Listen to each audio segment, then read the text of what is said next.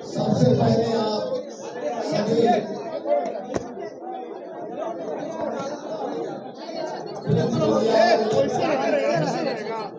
यहाँ उपस्थित professor SP. मंगल साहब और जन सुराज के सूबेदार संयोजक शांत कुमार जी और पूर्व विधायक राज कुमार जी और उपस्थित सभी समाजवादी सभा में आए हुए बिहार के पूर्व से साथियों, सबसे पहले आज मैं कि आपको मालूम है 26 तारीख के रात में श्री कृष्ण जी का